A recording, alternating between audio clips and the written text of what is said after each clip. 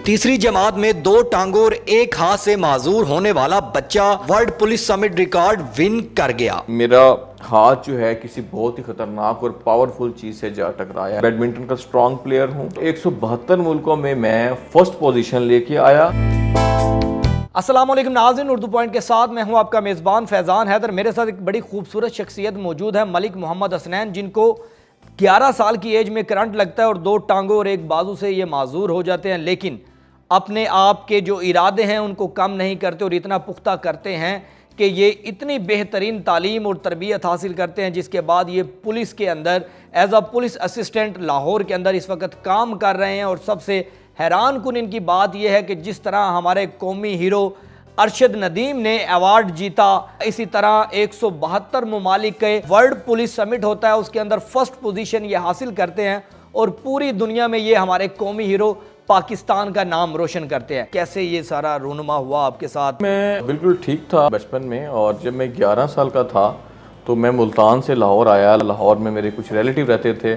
जब मैं उनके घर पहुंचा, एक दिन स्टे करने के बाद नेक्स्ट डे जब मैं उनके घर की छत पे पहुंचा, जैसे ही मैं बाउंड्री वॉल की तरफ बढ़ा तो मुझे फील हुआ कि मेरी हाइट बाउंड्री वॉल से छोटी है।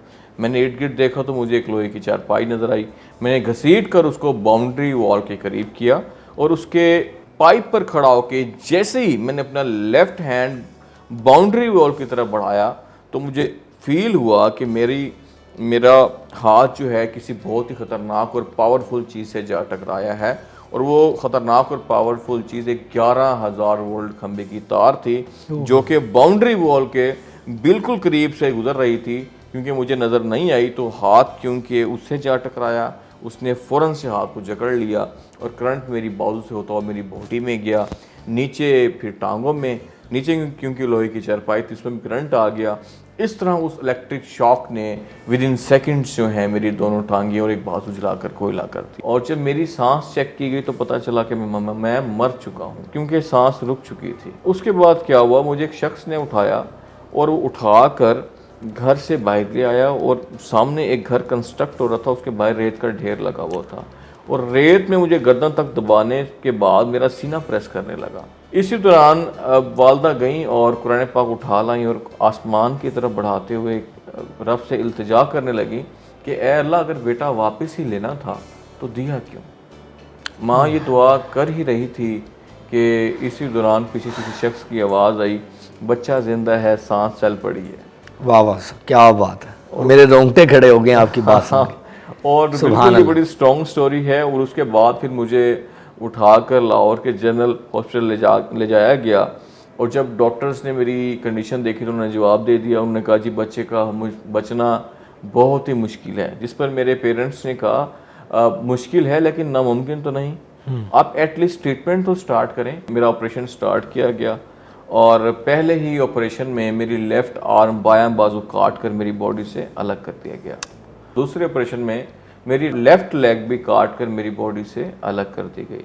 जब तीसरा ऑपरेशन किया गया, तीसरे ऑपरेशन में मेरी राइट लेग भी काट कर मेरी बॉडी से अलग कर दी गई। मैं बहुत परेशान था।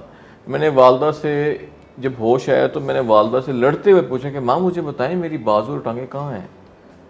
जिस पर वालदा ने मेरी बात सुनने के बाद वालदा रोने लगी और मुझे कहने लगी बेटा मुझे माफ़ कर दो, मैं आपकी टांगें और बाजू नहीं बचा पाई, डॉक्टर्स ने आपकी टांगें और बाजू काट दिए हैं। उसके बाद मैंने माँ को कहा कि माँ आप रोती क्यों हैं?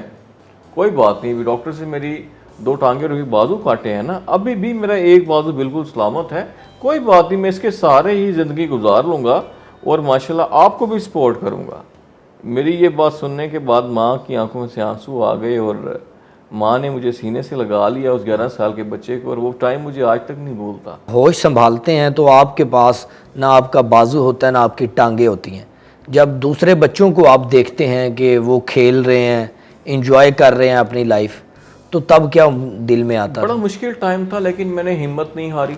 और उस टाइम पे मेरी जो वालदा थी, वालदा मुझे उठाकर स्कूल लेकर जाती जब मैं 3 क्लास में था, जब मेरा ये एक्सीडेंट हुआ, और स्कूल लेके जाती और मुझे उसके बाद मैं क्लासेस अटेंड करता और दोबारा से फिर मुझे स्कूल से घर वो उठा कर लेकर आती।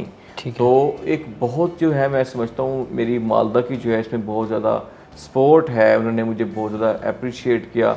और जब मैं 10th में आया और मैंने फिर आर्टिफिशियल लिम्स लगवाई और अल्हम्दुलिल्लाह मैंने चलना शुरू किया। मैट्रिक के बाद मैंने ICS किया, ICS के बाद मैंने सॉफ्टवेयर इंजीनियरिंग की डिग्री हासिल की। क्या बात और अल्हम्दुलिल्लाह मैं सॉफ्टवेयर इंजीनियर हूँ। और उसके बाद मैंने पंजाब पुलिस मेरिट पे ज्वाइन की। पूरी दुनिया में आपने पाकिस्तान का नाम रोशन किया है। मेरे लिए जो आपकी स्टोरी है और जितने बहादुर इंसान है, जितनी स्ट्रगल आपने लाइफ में की है, वर्ल्ड पुलिस समिट हुआ था, वो क्या था, वो आवाम भी जानना चाहती है आपकी ज़ुबानी। जी बेसिकली बड़ी स्ट्रॉन्ग इवेंट था वो। और UAE गवर्नमेंट ने अभी रिसेंटली 2024 में वर्ल्ड पुलिस समिट रखी। उस वर्ल्ड पुलिस समिट हुई। समिट के अंदर राउंड अबाउट 172 कंट्रीज़ ने शमूलियत की और 172 मुल्कों में मैं फर्स्ट कैटेगरी में फर्स्ट पोजीशन लेके आया, अवार्ड जीत कर आया। पीपल ऑफ डिटर्मिनेशन का मेरे मालिक का बहुत करम है और मैं बिल्कुल खुद को स्पेशल नहीं समझता। मैं अल्हम्दुलिल्लाह बैडमिंटन का स्ट्रॉन्ग प्लेयर हूँ। वाओ। इसके अलावा जब मैं मैट्रिक में था उस टाइम पे मेरा एक जगह से दूसरी जगह मूव करना बहुत डिफ़िकल्ट था। अच्छा। और उस टाइम पे मैंने टेलीफोनिकली एक ड्राइविंग स्कूल से रब्ता किया और उनको कहा जी मैं चलना चाहता हूँ, मुझे काइंडली जो है ना ड्राइविंग सिखाई जाए। जिस पर उन्होंने कहा जवाब ये था कि आप अपनी लाइफ में कभी ड्राइविंग नहीं कर सकते। अच्छा। और ना ही कभी इस बारे में सोचिएगा। उनकी ये बात सुनकर मैंने फ़ौरन से ठान लिया, पहले तो मैंने ऑटोमेटिक गाड़ी ड्राइव करनी थी, अब मैं मैनुअल गाड़ी ड्राइव करूँगा। अच्छा, तो अब मैनुअल करते हैं ड्राइव। अल्हम्दुलिल्लाह उसके बाद जो है मुझे उस टाइम पे कोई ड्राइविंग सिखाने के लिए तैयार नहीं था और अल्हम्दुलिल्लाह मैंने YouTube से ड्राइविंग सीखी। अच्छा। और अब मुझे ड्राइविंग करते हुए 10 साल हो चुके हैं। क्या बात। अब इस टाइम में पंजाब पुलिस के जो तमाम ट्रेनिंग सेंटर हैं वहाँ पे एज अ मोटिवेशनल स्पीकर और IT ट्रेनर के तौर पे काम कर रहा हूँ। मैं कांस्टेबल से लेके DSP रैंक तक पूरे पंजाब के जो ऑफिसर्स हैं उनको मैं ट्रेनिंग दे रहा हूँ, उनको as a motivational speaker treat कर रहा हूँ। क्या बात है। आइए साहब ने स्पेशली एक मेहरबानी की मेरे ऊपर और मुझे उन्होंने एज अ मोटिवेशनल स्पीकर जो है उन्होंने मेरे ऑर्डर किए।